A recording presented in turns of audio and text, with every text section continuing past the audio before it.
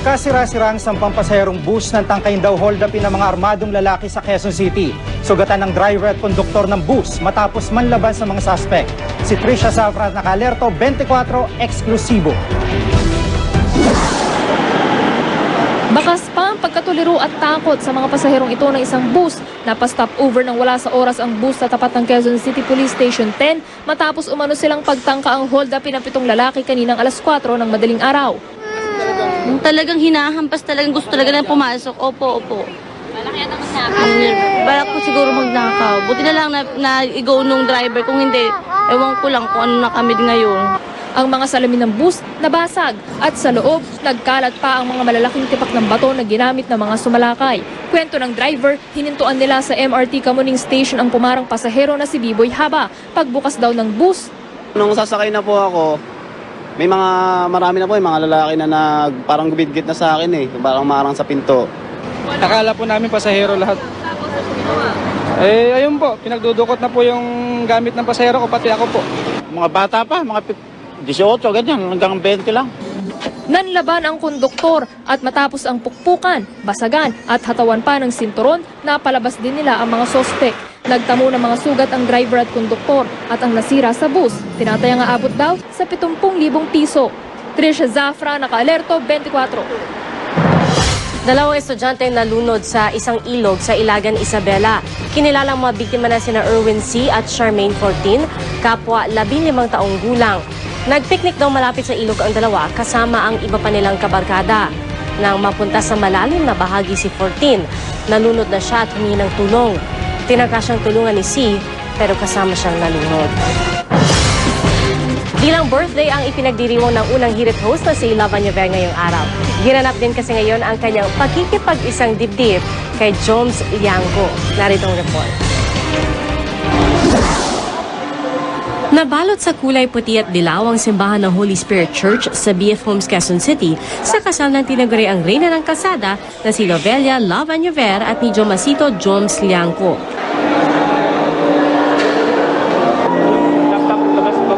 Sa bridal march, lumabas ang masayahing personalidad ni Love.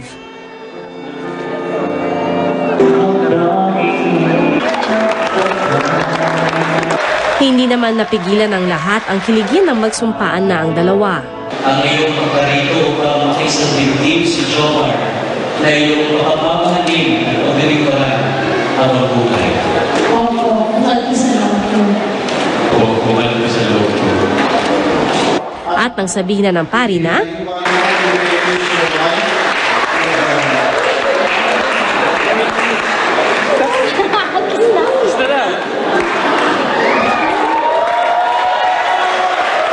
present sa okasyon si GMA Chairman, President at CEO, Attorney Felipe Gozon, at ang Senior Vice President for News and Public Affairs na si Ms. Marisa L. Flores, kasama sila sa principal sponsors. I want them to have a long, happy, married life and plenty of children. Ninang rin si Ms. Mel Tiangco. Ninong naman sila Mike Enriquez, Arnold Clavio, at Howie Severino. Thankful ang newlyweds sa mga dumalo sa importanteng araw nila. Sa mga magulang namin, sa pamilya namin, sa lahat ng kaibigan namin na nandito, at ang mga sa amin, maraming salamat Domingo. Susunod! 6 na miyembro ng Abu Sayyaf, kabilang ang leader na si Albader Parad, patay sa enkwentro sa Sulu ayon sa militar. Sa Chile, Chihuahua, mistulang ina ng 2 inabandonang kuting. At ang mga nakakakilig na eksena sa kasal ni Lava Ñaver. Tutukan lahat ng yan dito sa 24. Sa Chile, nagkaroon ng bagong magulang ang 2 bagong silang na kuting na iniwan ng ina. Ang nag-ampon sa 2 kuting, hindi pusa, kundi isang aso. Inaalagaan ng Chihuahuang si Matilda ang maulilang kuting na sina Chupete at Juanito. Pinasususo pa ng aso ang mga kuting kasama ng sarili nitong tuta. Ang mga kuting ay inuwi ng pamilya ng mamay-ari kay Matilda matapos nilang matagpuan ng mga ito sa loob ng isang kahon malapit sa kanilang bahay. Patay ang 6 na miyembro ng Abu Sayyaf na makasagupan ng militar sa Indanan, Sulu kaninang umaga. Kinumpirma ng AFP na kabilang sa mga napatay ang Abu Sayyaf leader na si Albader Parad.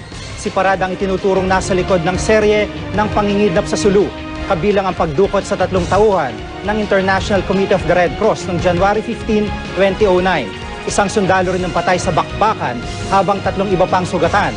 Ilang matataas sa kalibre ng baril at armas din ang nakuha mula sa grupo ni Parad. Kinukuha pa ng GMA News sa reaksyon ng Red Cross tungkol sa pagkakapatay kay Parad. Time out muna sa ensayo si pambansang kamao Manny Pacquiao ngayong araw. Sumailalim siya sa physical exam at kinuna ng dugo na required sa lahat ng professional boxers. Mula sa California, nakatutok si Chino Trinidad. Unang tinignan ng reflexes at vital signs ni Manny Pacquiao. Sa San Pedro Medical Center, halos 1 oras ang layo mula sa Los Angeles. Madaling ipinasa ng defending WBO welterweight champion ang battery of tests, kasama ang blood pressure, eye-hand coordination at balance. Sumunod naman ang mahalagang eye exam. Karaniwan sa mga boksingero ang nagkakaroon ng detached retina na epekto ng mga matitinding tama sa mata. Mapalad si Pacquiao dahil sa kabila ng kanyang 55 laban, hindi naman nagkakaroon ng tama ang kanyang mga mata. Sa blood test naman, halatang hindi komportable rito si Pacman.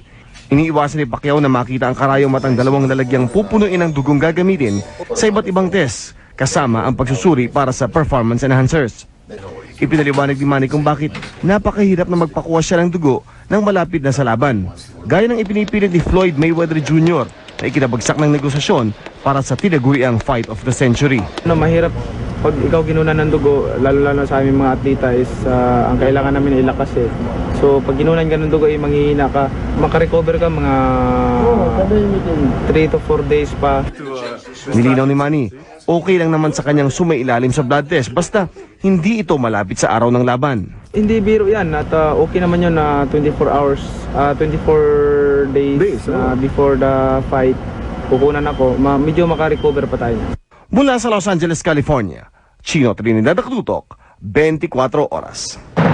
Suportado pa rin ng Professional Golfers Association o PGA si Tiger Woods sa kabila ng public apology niya tungkol sa kanyang pambababae. Ayon sa pamunuan ng PGA, tiniyak daw sa kanila ni Woods na babalik na siya sa paglalaro ng golf ngayong taon. Ang ilang professional golfer naman, naramdaman daw ang sinseridad ni Woods sa paghingi ng tawad. Inamin ni Woods itong Biyernes na nambabae siya at nagsorry sa kanyang pamilya at mga tagahanga. The issue involved here was my repeated irresponsible behavior.